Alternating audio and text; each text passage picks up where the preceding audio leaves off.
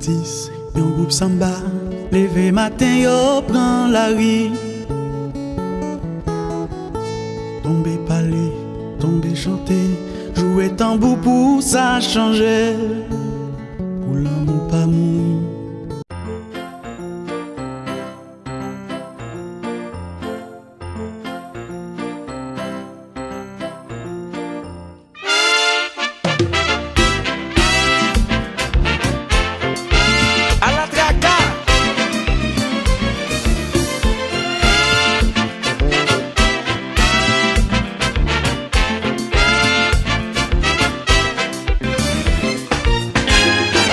J'ai fait la pluie tomber pour que les hommes galaver. Gardez ta pays mouillé, bagay sa gâte passé, votre passé, oui. Videz la pelle des Antilles, qu'on y a ces crises au cal des Antilles. Pour que patate nous mentit, nous voyager, nous voir l'autre pays. Aïe.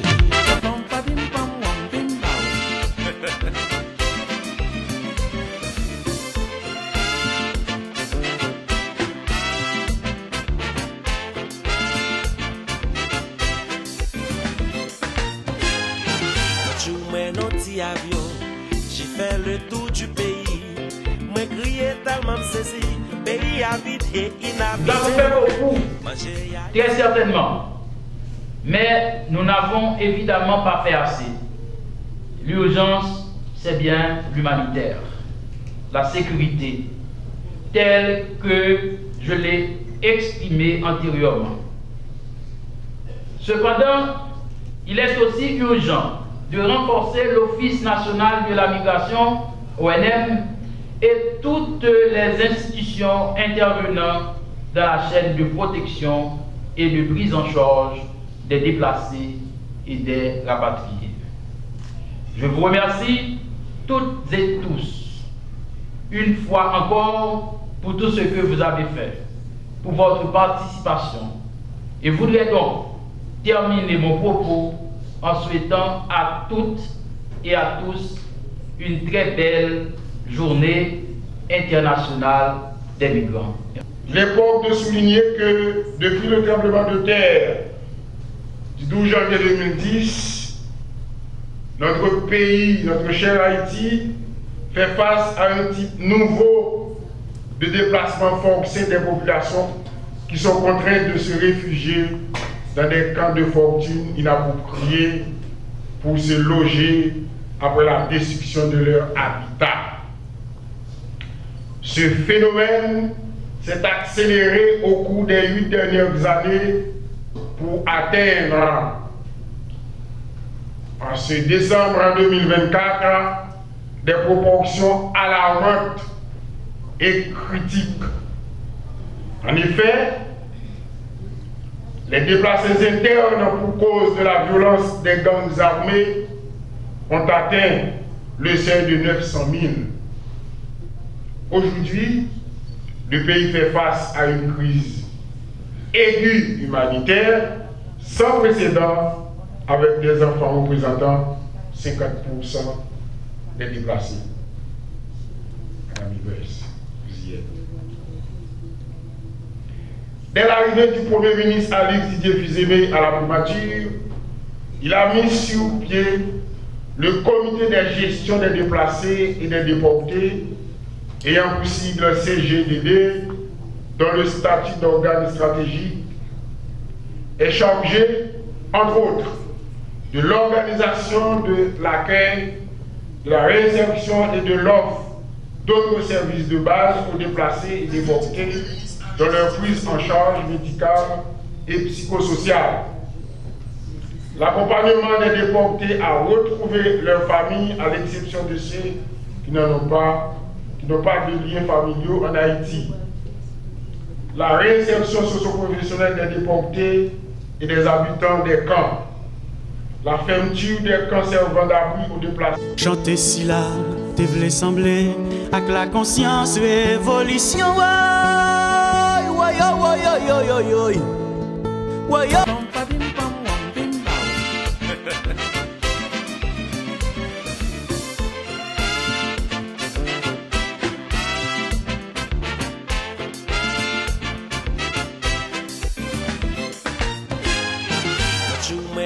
avion. J'ai fait le tour du pays. Moi crié tellement me saisi. Pays habité, inhabité, oui. En 2022, on a pu faire des tournées dans des conditions difficiles, mais on a pu le faire. On a été dans le sud-est, on a été dans le nord, on a été à Léogane, on a été dans le sud. Merci, monsieur Orjola. Avec beaucoup de difficultés, nous avons des côtés pour dormir, nous avons bonne libre, etc. Mais on l'a fait, l'équipe l'a fait. Le travail de Renaxan qui montre que si nous voulons nous capables, ce n'est pas vraiment l'argent qu'il faut faire, c'est volonté d'abord pour gagner pour envie de faire. Et c'est pour cela, Germinal, depuis 2021, à côté de l'engagement que moi prends à Renaxan, bien entendu, moi fait de anniversaire mon événement utile, j'avais lancé une collecte de sang pour mon anniversaire depuis 2021. On va être, je crois, à la 5e édition en février 2025. Mais aujourd'hui, je vais vous dire quelque chose. Chaque Renaxan est dans le monde, que ce soit particulier, que ce soit à travers les pochettes de sang collectées dans les collectes, puis grosse satisfaction que nous gagnons, c'est parce que chaque pochette nous collectée est de sauver la victoire au monde. Et si de 2019 à aujourd'hui, on a collecté 750 pochettes sang, plus des SOS que nous répondons surtout pour les résultats négatifs, qui c'est catégorie de groupes sanguins les plus difficiles à travers le monde, 16% dans le monde et 3% en Haïti, dont moi-même, moi, c'est mon là-dedans. Et si on a un problème pour sang négatif en Haïti, ou pas mourir, ce n'est pas faute système. Non seulement les résultats négatifs, il n'y a pas en pile, mais c'est le Renaxan qui a préparé. Et le docteur est bien entendu capable de dire ça. Ça a été 11 semaines, il y a des malades, malgré des bails sans pour dans CNTS, il n'y a pas de qualité de jeunes sang ou négatif. Et les relais me disent ça, ils me disent, regarde ça va faire. Et puis, heureusement, dès que mon donneur, moi, je vais donner à lui, donner à bail sang, nous faire suivi sans traiter. Et elle voit l'image opération, elle dit, je pense que ça a choqué. Mais elle regarde l'image là, elle n'est pas choquée. Même si au moins nous aider le jeune sang. C'est bien malheureux de mourir, mais ce n'est pas ça qui fait le mourir parce que nous devons faire le nécessaire.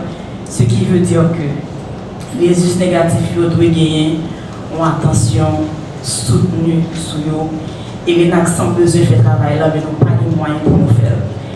Et bizarrement, février 2025, m'a fini, février 2025, depuis là, m'a fait collecte pour fête moi en 2021, 2025, fête m'a pris exactement au samedi. Et puis je me suis dit, je sais que vous m'aimez, je sais que vous appréciez le travail que Renaxan fait. Et je me suis dit, bon, on va voir s'il y a vraiment de la bonne foi, si vraiment vous appréciez ce travail. À côté de collecte anniversaire, on a toujours fait. On veut faire beaucoup de choses, nous avons besoin d'argent, nous n'avons pas de corps, nous n'avons pas de financement, nous n'avons pas de donation. Et c'est plus que le problème que ça a confronté. Nous n'avons pas de partenariat financier, nous avons besoin de partenaires financiers qui vont supporter ça fait comme activité, permettre que nous ne pas au moins faire plus de sensibilisation dans l'école, dans l'église, groupe organisé. Et l'année prochaine, nous avons lancé le gala des donneurs. C'est une activité qui met à l'honneur, donneurs qui va être plus réguliers, même là nous avons un certificat. Nous voulons continuer avec une de sensibilisation. Mais je dis, on ne peut pas circuler d'un ville à l'autre. On ne peut pas vraiment prendre un bus pour aller, c'est par avion. Mais il n'y a pas d'avion. Donc, situation difficile. Et tant que situation difficile, et tant qu'on joue une quantité de pochettes pour collecter, pas arriver à collecter. Bon, ça, nous n'avons pas besoin de fonds d'essai pour personne. C'est que par rapport avec les barbalio, et quand c'est de demandes augmentées, année ça, Renaxan seulement collecté 150 pochettes sang, à côté de l'autre monde que nous veut aider. C'est extrêmement difficile, mais nous voulons d'ici l'année prochaine monter Pantlan. Pour décembre, ça, nous avons deux activités de collecte que nous sommes obligés d'annuler. Parce que la situation ne peut pas permettre, nous avons fait accès aux FD qui sont dans nous connaissons ça, nous avons fini de son territoire perdu. Donc, autant qu'il y a insécurité, c'est moins ce que vous collectez pour chaque de ça. Nous espérons que l'autorité qui est en place prend des dispositions pour rétablir la sécurité dans le pays, pour être capable de collecter ça. Autant qu'il y a insécurité, c'est autant qu'il y a monde capable.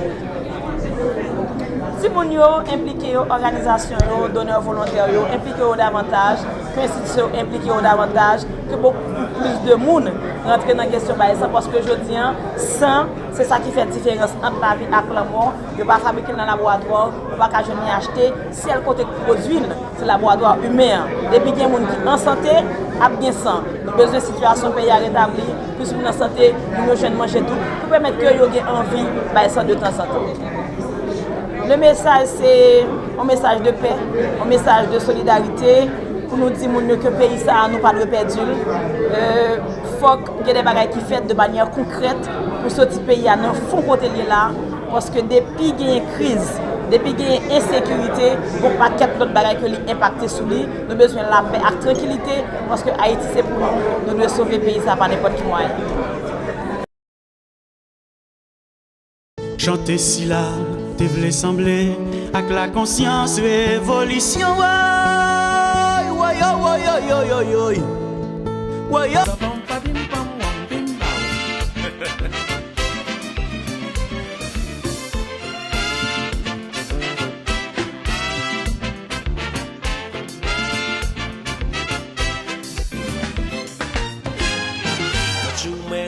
avion, j'ai fait le tour du pays. Moi crié tellement saisi, pays habité, inhabité, oui. Manger y'a un seul côté, le pour nous boire y'a un seul côté. Même pour carte d'identité, c'est pas tout presse non obligé de monter. Ah, et y'a des problèmes. C'est moi qui ai tout ça. Oh, ben je vais mettre mon chien. Oui, nous cherchons problème. Si nous cherchons problème.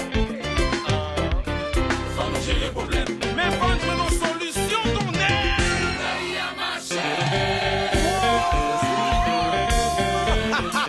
Solution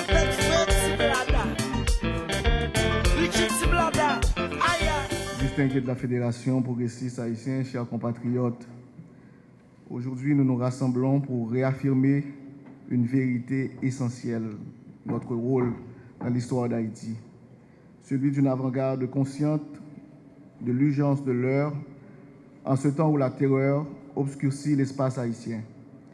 Comme l'affirmait Anténor Firmin dans sa quête inlassable d'égalité et de progrès, il n'est de richesse plus grande pour une nation que le potentiel de sa jeunesse. Mais encore faut-il que cette richesse soit cultivée avec soin. Cette jeunesse qui attend impatiemment des réformes substantielles de nos centres de formation, qu'ils soient académiques, professionnels ou universitaires. C'est donc avec une grande émotion et un immense honneur que je m'adresse à vous aujourd'hui dans le cadre du lancement de cette initiative qui incarne l'espoir, la détermination et le choix d'un avenir meilleur pour la jeunesse de notre pays. Dans la foulée, permettez-moi d'abord de partager avec vous un peu de mon parcours, car je crois que les expériences personnelles ne sont pas seulement des anecdotes, mais des bâtisseurs de convictions. Sociologue de la migration avec une spécialisation en droits humains, j'ai eu le privilège, comme officier de protection des Nations Unies, puis comme ambassadeur d'Haïti en République dominicaine, de servir notre pays et de travailler au plus près des réalités qui traversent nos frontières. Ces expériences m'ont permis de découvrir les dynamiques complexes d'un phénomène qui affecte des milliers de familles haïtiennes chaque année. Je me souviens d'une triste conversation avec une mère haïtienne rapatriée à Ouanamet qui cherchait à tout prix à retourner en République dominicaine. Et elle m'a dit avec une poignante sincérité, c'est pas aller m'ta aller, c'est pas tourner m'ta tourner, mais qui ça m'a joindre dans le pays pour m'baïti moun yo. Cette phrase m'habite tous les jours de ma vie et résume le combat auquel nous faisons face comme citoyens et notamment comme dirigeants. Tous nos efforts doivent servir à offrir à nos enfants, à nos jeunes et à leurs parents une raison de rester dans leur pays, une raison de ne pas croire qu'il soit nécessaire de partir pour ne pas périr. En effet, puisque nous célébrons aujourd'hui la Journée internationale des migrants, c'est pourquoi j'ai eu le plaisir, enfin pas le plaisir, le courage de m'interroger sur ce que la migration signifie pour nous en tant que peuple et pour vous autres en tant que jeunes. Déjà, je suis presque plus jeune. La fuite des cerveaux est l'un des grands drames que nous subissons depuis des décennies. Chaque année, des centaines de jeunes talentueux quittent Haïti, emportant avec eux des compétences et des idées dont notre pays a grandement besoin. En plus de cette forte migration, près de 700 000 déplacés internes, dont une majorité de jeunes, sont obligés de fuir douloureusement leur quartier. Le paradoxe est cruel. Notre jeunesse, cette mine d'or, semble davantage enrichir d'autres nations que la nôtre. Il est urgent de renverser cette tendance et de transformer cette fuite en enracinement volontaire. Je n'oublierai pas que je parle ici aussi en tant que membre du Conseil présidentiel. C'est un privilège qui m'a permis d'être parmi les premiers décideurs de notre pays. Et en étant le plus jeune des conseillers présidents, je porte aussi en moi les espoirs et les besoins de notre belle jeunesse. Je suis souvent triste de voir les opportunités manquées, les obstacles difficiles à surmonter et le changement qui peine à s'imposer. Toutefois, je vois également la puissance des idées novatrices et la passion du courage politique. Je vois des hommes d'État, des jeunes de conviction, comme vous, qui se battent pour honorer notre passé, pour honorer ceux et celles qui ont ouvert la voie et rehausser le prestige de ce peuple si longuement souffrant. Et aujourd'hui, je suis convaincu que ce n'est qu'en mobilisant notre jeunesse que nous pourrons espérer construire un avenir durable, un avenir qui ne pourra être possible qu'à une seule condition. Il nous faut cesser de nous battre pour le pouvoir et commencer à nous battre pour le pays. Il nous faut cesser de nous battre pour le pouvoir et commencer à nous battre pour le pays. Mesdames et messieurs, la transition que nous traversons aujourd'hui est une épreuve, mais c'est aussi une opportunité. Nous savons que les transitions sont des périodes fragiles marquées par des incertitudes et des tensions. La mission de la transition, celle-ci, est de rétablir la sécurité dans le pays et d'organiser des élections en vue du retour à l'ordre démocratique. Le Conseil présidentiel de transition, en mon nom, s'engage devant vous à accomplir cette tâche. Mais combien de fois allons-nous devoir reconstruire sur les cendres de systèmes qui échouent à être au service du peuple? Combien de fois devons-nous échouer pour comprendre que réussir est la seule option qui nous reste? Nous avons un passé glorieux qui nous inspire et le courage et la bravoure légendaires. Mais depuis trop d'années, nous symbolisons douloureusement un modèle d'échec collectif. Ça doit changer. Ça doit vraiment changer dans ce pays.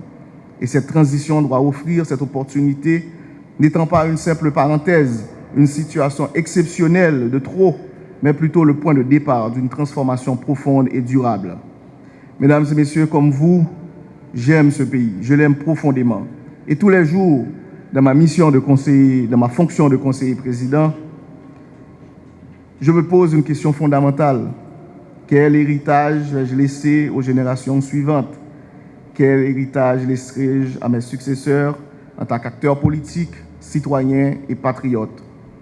Ma participation au lancement de la Fédération des jeunes progressistes haïtiens et mon soutien indéfectible à une si belle initiative me portent avec vous à croire encore au sauvetage national, à croire à la possibilité de laisser aux générations futures un héritage de responsabilisation, de justice sociale et d'espoir collectif.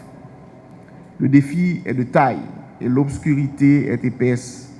Mais en répétant Albert Camus, permettez que je vous rappelle cette phrase qui est pour moi toute une leçon de vie.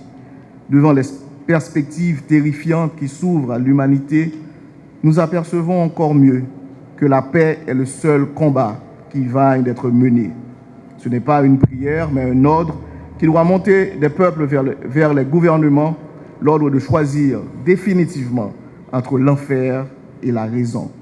Mesdames et messieurs, je rêve comme vous d'un pays où la jeunesse peut être un moteur de progrès, plus qu'une simple ressource à exploiter, ou pire, à abandonner. Les enjeux sont clairs.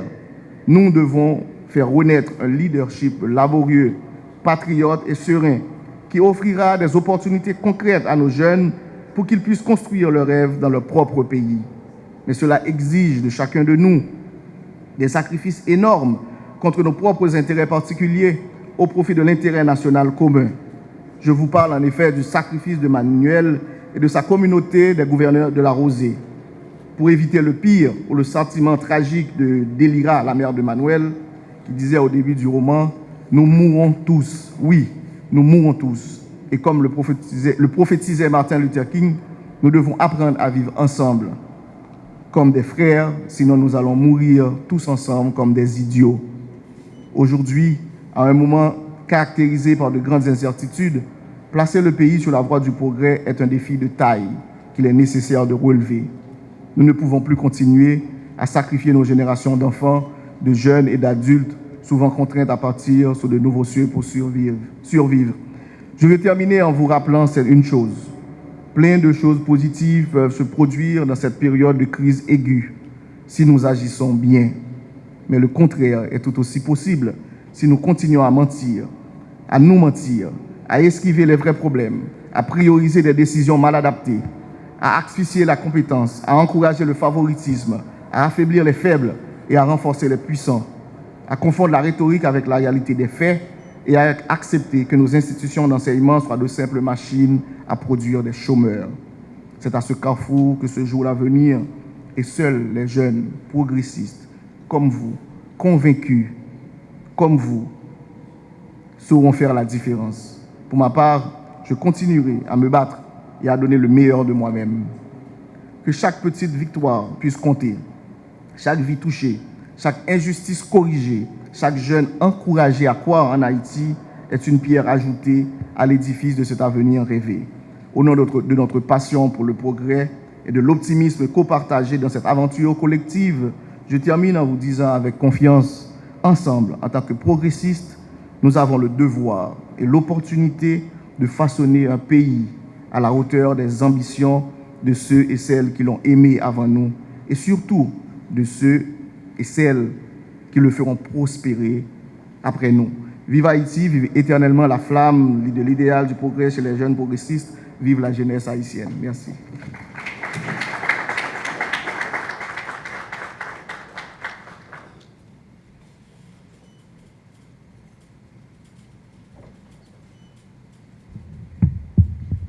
Merci, conseiller président Smith Augustin, diplomate, sociologue, brillant intellectuel. Merci aussi pour la brillance référentielle de ce discours. Albert Camus n'était pas loin, Jacques Roumain n'était pas loin. Ce sont là en même temps de grandes recommandations en filigrane de lecture que le conseiller président Smith a voulu vous faire. Une jeunesse mine, c'est une jeunesse lectrice. Une jeunesse mine, c'est une jeunesse qui prend sa formation au sérieux. Et c'est une jeunesse, pour reprendre en quelques mots le président Augustin, qui comprend que nul n'est une île. On ne peut construire qu'en fédérant nos énergies. C'est à partir de ce cas de figure que nous pouvons construire de grandes possibilités pour ce pays.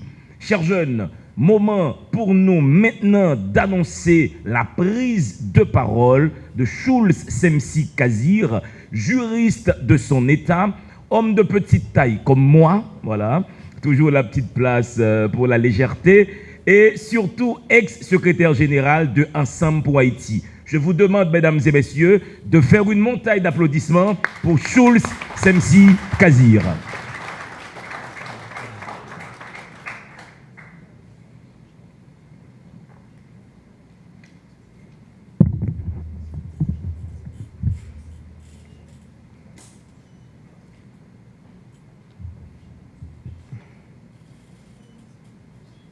Monsieur le conseiller présidentiel Smith Augustin, Monsieur Gilbert Hippolyte, ancien président de la Chambre de commerce et d'industrie haïtiano-taïwanaise, Madame l'ex-sénatrice Séméphise Gilles, Monsieur Gali le Riche, représentant aujourd'hui de l'OEA, distingués invités, chers amis de la presse, mesdames et messieurs, c'est pour moi un grand plaisir de prendre la parole ce matin au cours de cette cérémonie de lancement de la Fédération des jeunes progressistes haïtiens.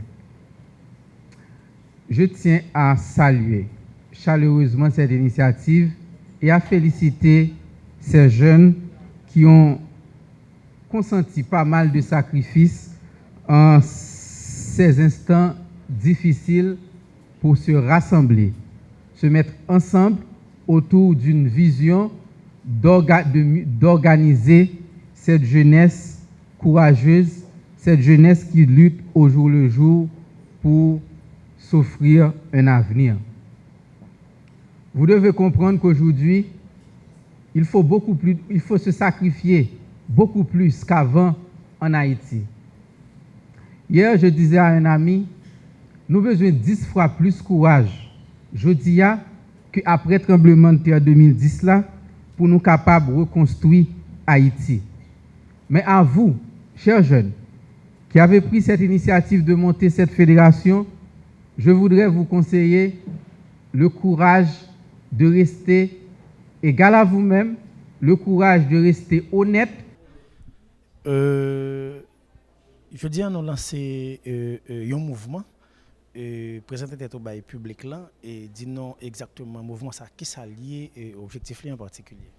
Bon, non pas c'est Nevski Bégin, moi c'est journaliste et chercheur anthropologique et maintenant m'a dirigé Fédération des jeunes progressistes haïtiens. Fédération des jeunes progressistes haïtiens qui pas une nouvelle structure mais qui sont structures qui viennent en raison pour le capable servir de liaison avec une bonne autre structure dans le pays, servir de liaison avec toute organisation de jeunesse en façon pour les parler pour pas parler de organisation de jeunesse mais pour parler de jeunesse là en tant que secteur à part entière.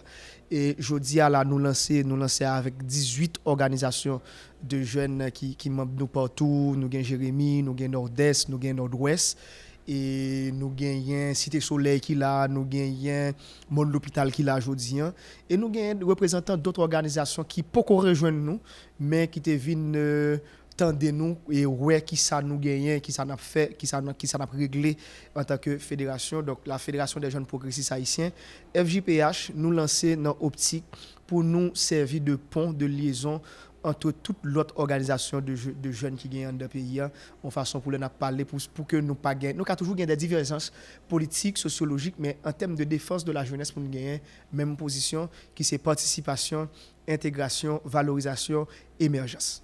Et nous remarquons qu'il y a un pile mouvement jeune, peut-être c'est par rapport avec la quantité de jeunes qui gagnent dans le pays, mais ça va empêcher nous remarquer et jeunesse dans les gaillés, jeunes gaillés. Et peut-être qui ça nous gagné comme stratégie réellement pour nous regrouper jeunes et pour nous prouver ça nous gagné comme force. Bon, premièrement, il faut me dire que la Fédération des jeunes progressistes haïtiens, pour les bagages nous faire nous-mêmes, nous descendre sur le terrain à jeunes pour façon pour nous capables de représenter jeunes de manière formelle les organisations de jeunesse etc. Et les nous rejoindre sur le terrain nous font façon que nous renforcer le leadership. Par exemple là nous en collaboration que nous gagnons avec OEA qui c'est l'organisation des États américains que nous avons été là tout à l'heure là, nous en collaboration tout avec Office national d'identification qui a permettre nous faire nouveau qui a permis nous faire 4 identifications nationales pour nous. Donc dans ce sens ça c'est pas fédération qui fait.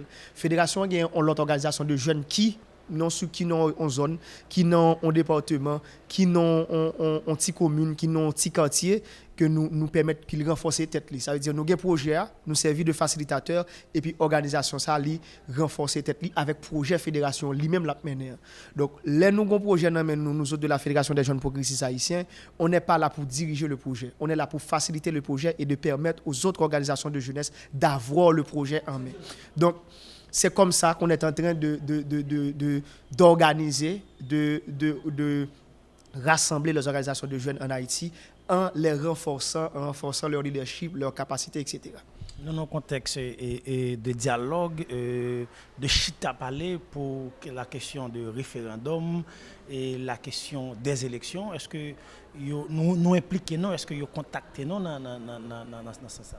Oui, on est en contact, on parle, on discute.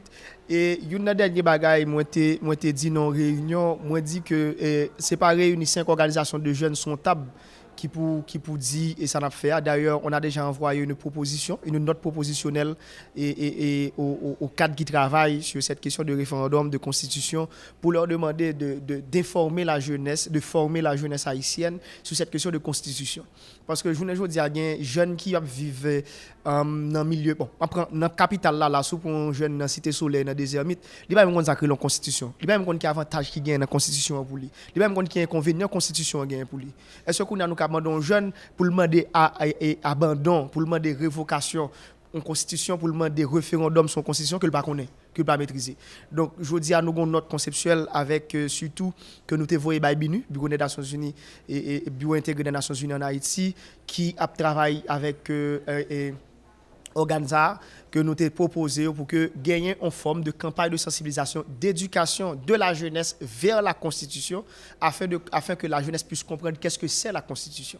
Parce que nous autres de la jeunesse, nous pas croire que c'est la jeunesse étudiantine, la jeunesse intellectuelle qui existe. Il existe d'autres jeunes. Il existe les jeunes de Ravine, il existe les jeunes de Cité Soleil, il y a des jeunes qui parlent dans gang mais qui pas qu'on écrit tout. Il y a des jeunes qui qu'on écrit qui dans gang. Il y a des jeunes qui travaillent qui pas qu'on droit, qui pas qu'on devoir. Il y a des jeunes qui dans la police, OK, qui pas même comprendre qu'il fait violence, qu'il veut faire abus d'autorité parce qu'il y a une manque de formation pour la jeunesse.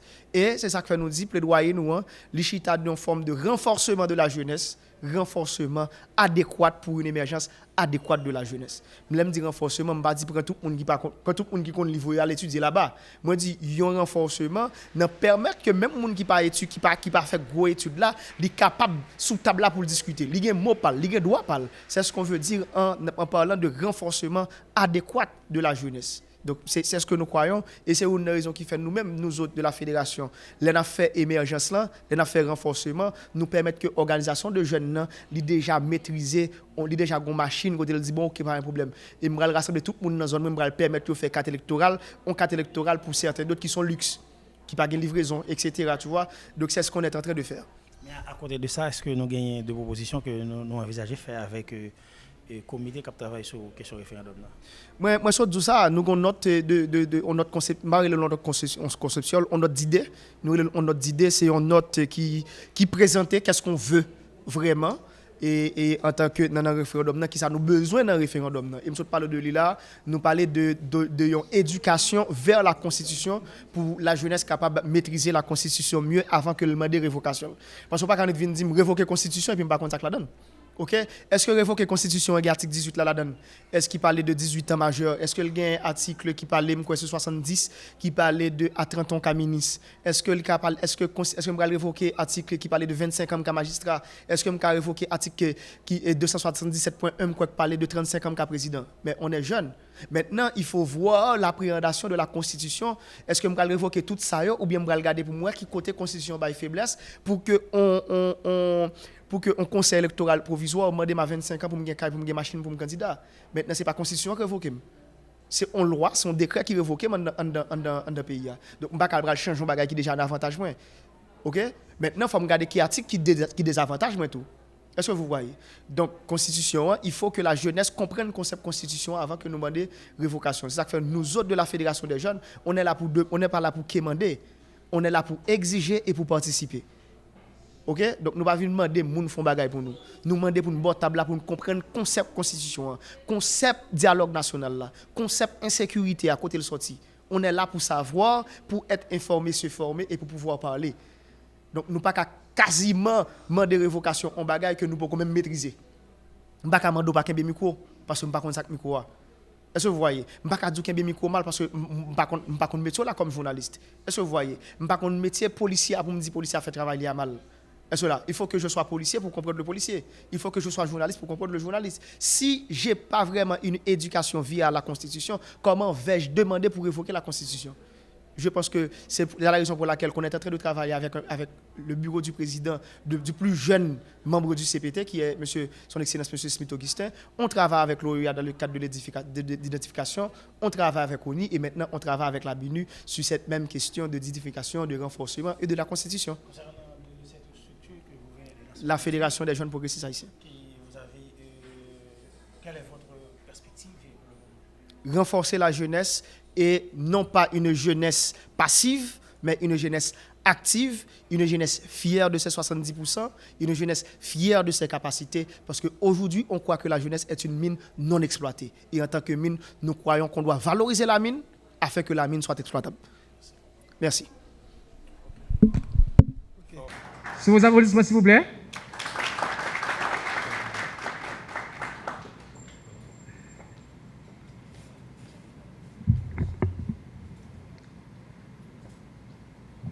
Mesdames, Messieurs, honorables membres de la Fédération des jeunes progressistes haïtiens, distingués partenaires et invités, c'est avec un immense honneur et un grand sentiment de responsabilité que je prends la parole aujourd'hui pour dresser un état des lieux des activités de notre fédération. Avant d'entrer dans le vif du sujet, permettez-moi de poser le contexte dans lequel nous évoluons. Un contexte qui justifie davantage notre détermination et notre engagement. Haïti traverse une période de turbulence sans précédent. La crise économique s'aggrave, accentuée par une insécurité galopante qui menace chaque jour la vie et les aspirations de notre jeunesse. Dans ce contexte difficile, les défis liés à l'identification civile, à l'accès aux services de base et à la protection des plus vulnérables, notamment les enfants, se font cruellement sentir. Pourtant, c'est au cœur de cette adversité que la Fédération des jeunes progressistes haïtiens puise sa raison d'être, agir, mobiliser et inspirer un changement positif et durable. Depuis notre création, la Fédération des jeunes progressistes haïtiens a mené plusieurs initiatives stratégiques qui méritent d'être soulignées. Premièrement, dans le cadre de notre contribution à l'identification civile, nous avons organisé 3 séances d'enregistrement de cartes d'identification nationale réparties sur 2 périodes différentes. Le 15, 16, 17 octobre à Montagne-Noire, puis les 28, 29 et 30 octobre à Des-Ermites et à Delma 83. Ces activités ont été réalisées en collaboration avec l'Office national d'identification, l'ONI, et sous l'assistance logistique précieuse de l'Organisation des États américains. Et que nous remercions pour leur support. Grâce à ces efforts conjugués, nous avons réussi à enregistrer plus de 2000 citoyens, précisément 2800 citoyens. Ces résultats ne sont pas le fruit du hasard, mais bien d'un travail minutieux et d'une planification rigoureuse. Deuxièmement, pour atteindre ce résultat, la Fédération a organisé une dizaine d'ateliers de travail. Ces ateliers de travail ont été des espaces cruciaux de réflexion, de coordination et d'apprentissage collectif, permettant d'harmoniser nos approches et de consolider nos capacités organisationnelles. Troisièmement, la FJPH a également mené des sessions d'évaluation dans un camp de réfugiés situé à Delma 49. Cette session avait pour objectif de collecter des données essentielles à l'élaboration d'un programme d'intervention médicale spécialement destiné aux enfants à risque. Nous comprenons que la santé des enfants n'est pas seulement une priorité morale, mais aussi une base fondamentale pour le futur de notre pays. Enfin, la FJPH a multiplié les rencontres officielles dans le but de tisser des partenariats stratégiques. Ces rencontres ont permis d'établir des collaborations avec des associations locales et internationales, ainsi qu'avec des institutions prêtes à nous apporter leur soutien.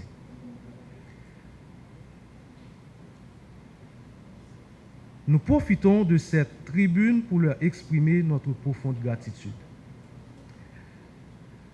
Ces réalisations sont certes encourageantes, mais elles ne sont qu'un point de départ. Nous devons rester mobilisés et concentrés sur les objectifs qui nous attendent. Haïti a besoin de sa jeunesse pour sortir de l'impasse.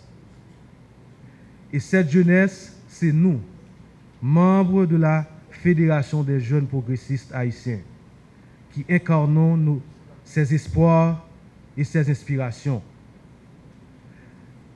Dans les mois à venir, nous entendons renforcer nos capacités organisationnelles à travers des formations continues, poursuivre nos efforts pour garantir l'accès à l'identification civile pour tous, mettre en œuvre notre programme d'intervention médicale pour les enfants en situation de vulnérabilité, élargir nos partenariats afin de maximiser notre impact. Mesdames, Messieurs, chers membres de la Fédération, notre mission est noble et essentielle. Nous sommes une lueur d'espoir dans un pays qui traverse des heures sombres. Ensemble, avec détermination et solidarité, nous pouvons faire une différence significative. Continuons à œuvrer pour un avenir meilleur, non seulement pour nous, mais pour chaque citoyen haïtien qui croit encore en la promesse d'une Haïti prospère et juste. Merci. Samba yo rele la hey hey hey. La police nationale d'Haïti, sous l'ordre commandant en chef, qui c'est le directeur général à IPNH, M. Ramon Romil, lancé dans une série d'opérations sans camper. Moi bien dit, opération sans camper. Dans l'objectif pour craser tout foyer gang tout partout dans le pays. Nous tous connaissons le département de l'Ouest, dans plusieurs zones dans l'aire métropolitaine de Port-au-Prince, particulièrement dans la zone post-marchand, il y a eu un gros affrontement entre policiers et bandits, côté que il y a eu pile échange de tirs. Pendant que PNH a dans la zone post-marchand, ils ont tout profité d'occuper la zone champ de masse. Dans la nuit 14 pour l'ouvrir, pour arriver 15 décembre 2024, la police nationale d'Haïti réalisait une série d'opérations avec intervention dans la zone Nazon, Solino, Badelma et Post-Marchand.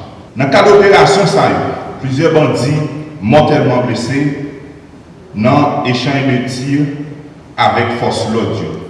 Bandits qui voulaient attaquer la zone Post-Marchand, parmi eux, chef gang Kennedy, qui c'est le deuxième gang dans le gang barbecue, eh bien, monsieur mortellement blessé, il était accompagné de plusieurs autres bandits, même Jean-Avel, qui tombaient dans le cas d'échange de tir avec force de l'ordre. Toujours dans l'aire métropolitaine, dans la zone Nazon, principalement dans le Carrefour Samida, la police continue à faire intervention pour prendre totalement contrôle de la zone. Dans le Carrefour Samida, bandits à examen mettaient en pile piège, parmi eux l'huile, avec toute qualité de piège sous route là. Mais ça va empêcher vaillants policiers nous accompagner section engin l'UPNH là pénétrer zone là pour capable contrecarrer Zach banditisme. Samedi qui était 14 décembre 2024 là, la police privée saisit 2 machines bandits vivants ensemble qui qu'on utilisé pour faire mauvais actes, surtout pour porter matériel volé.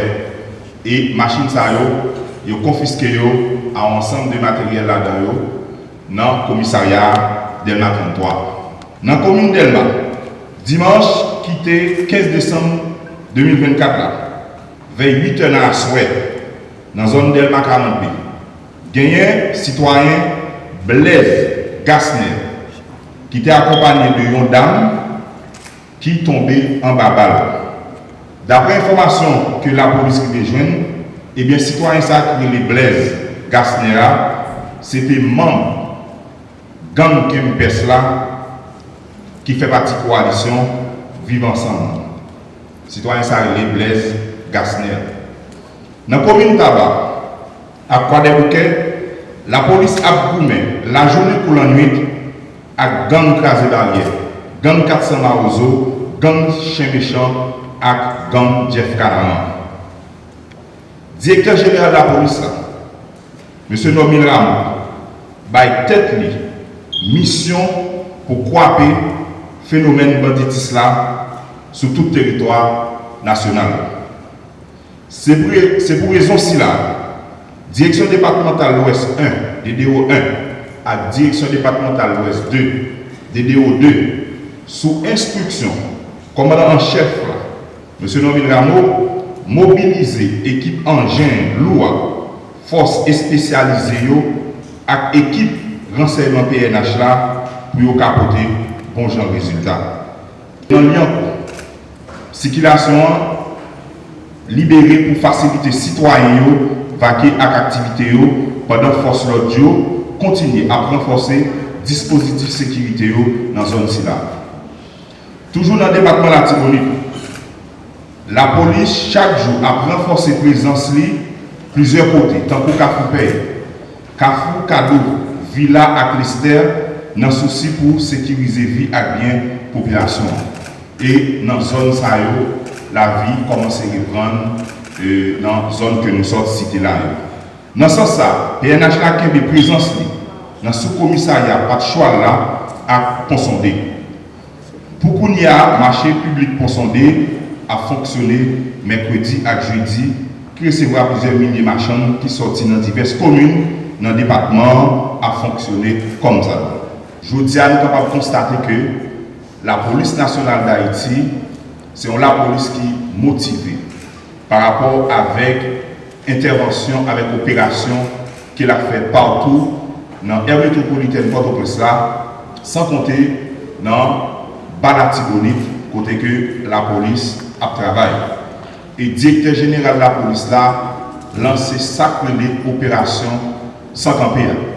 Opération pas camper, opération à poursuivre dans tout coin côté que les gars a bail problème.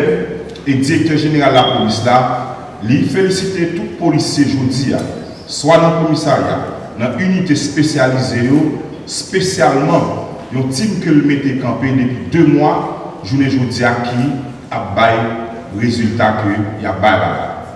C'est ça qui fait que nous encourageons la population pour continuer à collaborer avec la police nationale d'Haïti, pour continuer à partager un ensemble d'informations avec force l'audio, parce que nous connaissons que sans population, la police n'est pas capable d'atteindre nos objectifs. Samba yo rele la hey hey hey hey hey hey.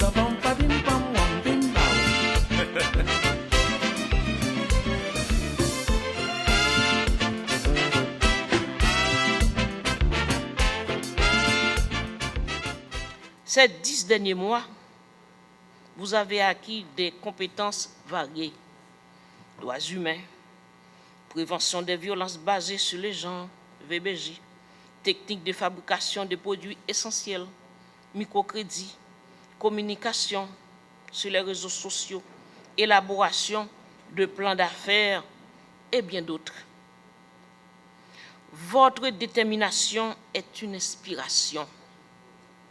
Vous êtes maintenant mieux équipés pour devenir des leaders et des agents de changement dans vos communautés. Vos témoignages sont la preuve que même face aux grands obstacles, l'espoir peuvent éclore et les rêves peuvent se réaliser. Ce projet est la preuve que des actions concrètes peuvent redonner de l'espoir et bâtir un avenir durable. Un appel à l'action. À vous tous présents ici, continuons à investir dans notre jeunesse. C'est en leur offrant des opportunités comme celle-ci que nous pourrons construire une société plus juste, plus prospère, plus solidaire. Soutenons-les dans le projet. Encourageons-les à aller toujours plus loin. Pourquoi l'ONU-SIDA s'intéresse dans ce cas particulier? D'abord dans le contexte d'Haïti, où on voit bien qu'avec la situation difficile, notamment dans la zone métropolitaine de Port-au-Prince, avec un nombre élevé de déplacés qui affecte beaucoup plus les groupes vulnérables, dont les jeunes, les femmes, les personnes avec handicap, mais également les personnes vivant avec le VIH, on pense que c'est important de soutenir toutes les activités liées à l'autonomisation économique, qui peuvent être un levier puissant dans la lutte contre le VIH d'une part, mais également un levier puissant dans la lutte contre les violences basées sur le genre. Pourquoi sur le VIH? Parce que le fait, dans la négociation du sexe, le fait d'avoir un statut économique rend plus fort les individus, en particulier les femmes, à négocier des relations sexuelles plus sûres, notamment en utilisant les préservatifs. Ça permet également l'accès aux soins. Un revenu stable facilite l'accès aux soins de santé, y compris les traitements antirétroviraux. En Haïti, les ARV sont gratuits, la plupart des tests sont gratuits, mais on sait aussi que parfois pour aller à un centre de santé, il faut utiliser un transport qui peut être payant. Donc tout ça, ça allège ces barrières. Enfin, l'autonomie décisionnelle en termes d'indépendance financière permet aux individus de prendre des décisions éclairées concernant leur santé, leur vie, sans être contraints par des circonstances économiques difficiles.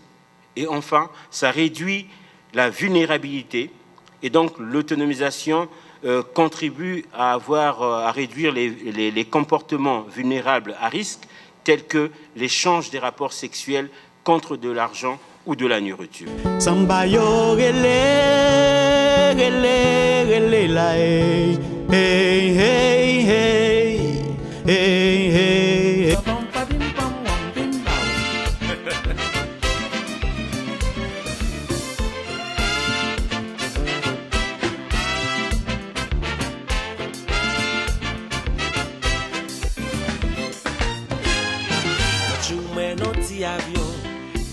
L'heure était venue de doter la DGLR d'un leadership stratégique et administratif proactif, capable de relever les grands défis auxquels est confronté le pays. Après maintes consultations, le MSCP a ajouté son dévolu sur le Dr Mélissa Etea, une professionnelle décrite par ceux qui l'ont pratiquée comme une personne dynamique, proactive, méticuleuse, doué d'un sens très élevé de communication et de leadership participatif. Le parcours académique et professionnel du Dr Etea est très édifiant. Diplômée de l'Université Notre-Dame d'Haïti en 2005, elle a fait son service social en 2006 dans la section communale de Palmy-Savin, dans la commune de Léogane. En 2006 et 2009, elle a travaillé au Centre Gestio dans le cadre de la lutte contre les maladies infectieuses, VIH-Sida. En particulier, entre 2010 et 2012, elle a étudié à Emory University à Atlanta, Georgia, où elle a décroché une maîtrise en santé publique avec concentration en maladies infectieuses. Entre 2013 et 2022, elle a travaillé au CDC Haïti dans le cadre du support du gouvernement américain au ministère de la Santé publique et de la Population. De 2022 à 2024, elle a travaillé à l'USAID Haïti.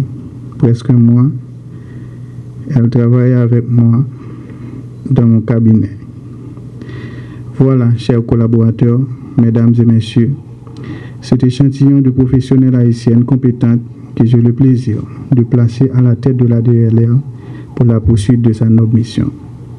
Je m'en voudrais de terminer ces propos sans rendre un vibrant hommage au docteur Donald Lafontaine, le cadre de la DLR qui a toujours œuvré à l'avancement de la direction sans jamais accepter d'en prendre le leadership. Je me souviens encore il y a 2 semaines où j'ai essayé de lui convaincre de prendre la tête de la DLR. Avec ses arguments assez convaincants, il m'a poussé à choisir toi, Mélissa. J'espère que le Dr Lafontaine continuera à... Je suis consciente de la responsabilité qui m'incombe.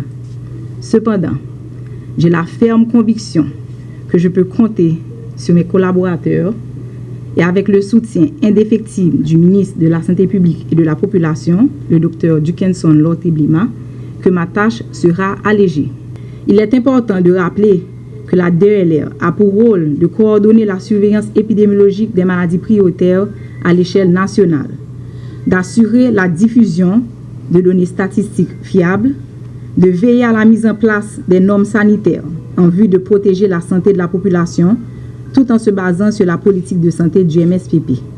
À l'aube de la 20e année de création de la DLR, j'invite déjà les différents partenaires et acteurs œuvrant dans le contrôle et la prévention des maladies prioritaires à se pencher sur les défis actuels de la santé publique et à développer des perspectives stratégiques innovantes visant la promotion de la santé. Pour votre engagement pour renforcer les systèmes d'alerte et de surveillance pouvant prévenir et détecter des épidémies sur tout le territoire.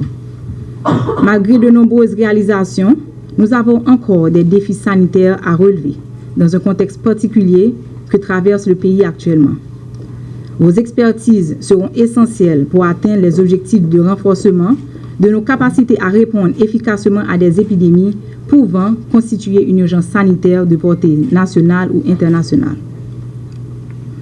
En tant que directrice de la DLR, la recherche scientifique sera un pilier fondamental de ma mission.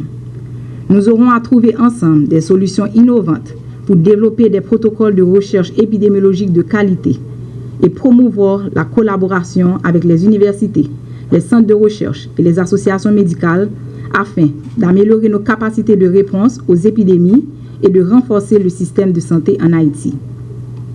Nous avons une responsabilité collective, celle d'affronter les défis communs, et c'est avec un engagement fort, une vision commune et un esprit de collaboration que nous pourrons proposer des solutions innovantes et relever les défis qui se présenteront à nous.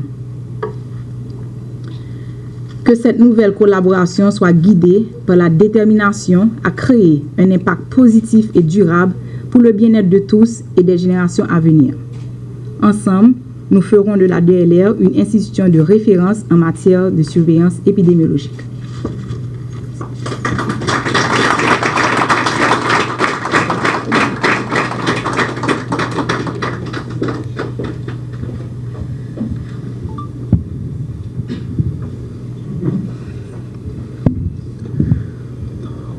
On remercie Madame la directrice de la DLR pour l'enrichissante qualité de son allocution, émotion, motivation, engagement, un bon package qui va lui permettre de frayer sa voie vers l'efficacité. Pour mettre fin à la cérémonie d'aujourd'hui, on doit rappeler que chacun de nous a la capacité d'innover et de contribuer au quotidien à l'élargissement de notre action. C'est sur cette nouvelle voie que nous souhaitons une fois de plus du succès au Dr ITA dans son nouveau poste.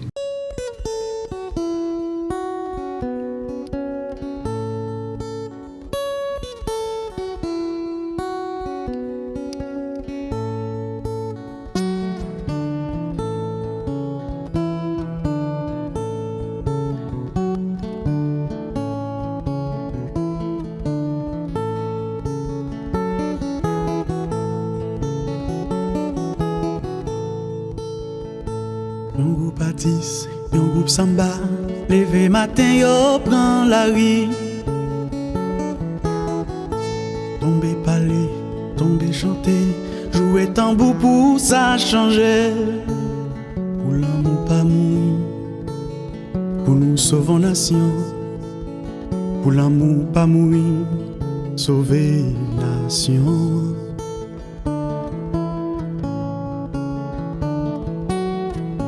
Yo t'a parlé yon belle parole et tout ti moun yo te remet.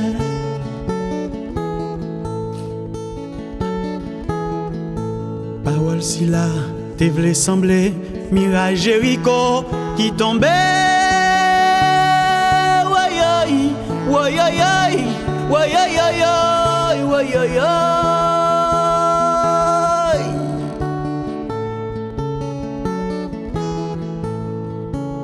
Samba yo relé, samba yo tombé, dans la rue la prison, yo mouri l'enragé. Samba yo relé, relé, relé la hey, hey, hey,